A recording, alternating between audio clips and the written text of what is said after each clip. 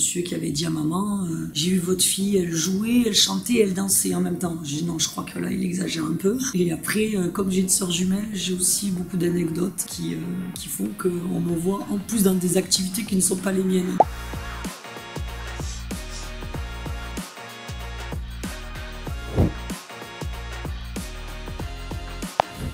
Je m'appelle Patricia, j'ai 48 ans et je dirige un cabinet d'expertise comptable.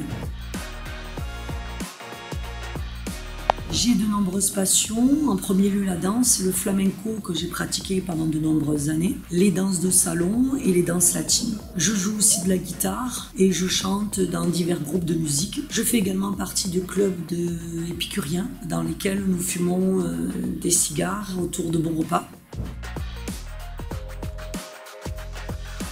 Alors, ce que j'aime le plus dans mes passions, c'est le fait qu'elles soient artistiques. C'est vrai que dans notre métier, on n'a pas trop l'occasion d'exprimer sa créativité. Donc, effectivement, quand on aime la musique et le chant, c'est quand même assez agréable de pouvoir les pratiquer également. J'aime aussi, justement, dans le côté, dans nos clubs épicuriens, le côté partage, plaisir, de se retrouver au calme, d'être avec des amis, plaisanter, parler de nos diverses activités aussi. C'est des moments de tranquillité, de sérénité et où on déstresse un peu de la semaine parce qu'on se réunit régulièrement, en théorie le vendredi pour certains, d'autres le jeudi et le mercredi parce que je fais partie de plusieurs clubs, notamment celui d'Arles dans lequel je suis trésorière.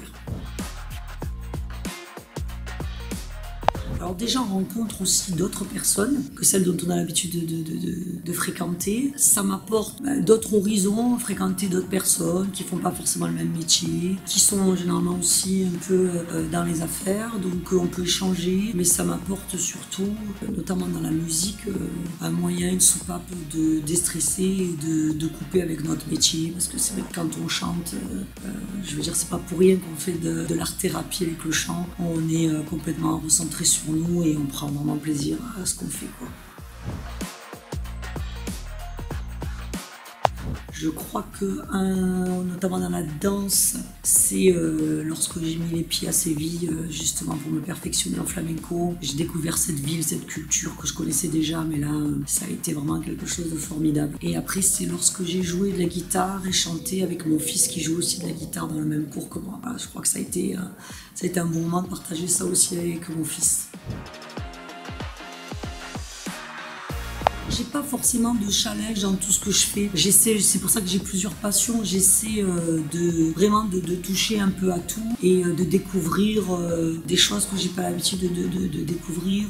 Mon seul challenge, c'est toujours d'en trouver de nouveaux. Par exemple, je passe mon permis moto. Voilà, j'essaie de trouver dans tout ce que j'aime, dans tout ce que je fais ou dans tout ce que les personnes peuvent me faire découvrir. J'essaie d'aller au bout d'un morceau de cette passion.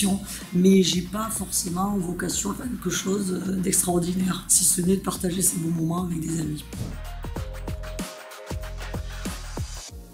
Alors avec un de mes groupes notamment, celui de Marseille, nous faisons de la composition. Donc là, on a pour objectif effectivement d'enregistrer notre album et de faire des tremplins pour les jeunes talents. Jeunes talents dans le sens nouveaux talents évidemment. Je pense qu'il est important justement d'avoir des passions en dehors de notre travail qui est déjà assez prenant et ce temps libre il faut vraiment l'utiliser pour faire ce qu'on aime. Faire une passion, ça donner une activité qu'on aime et qu'on peut partager avec ses proches ou avec des amis ou même seul.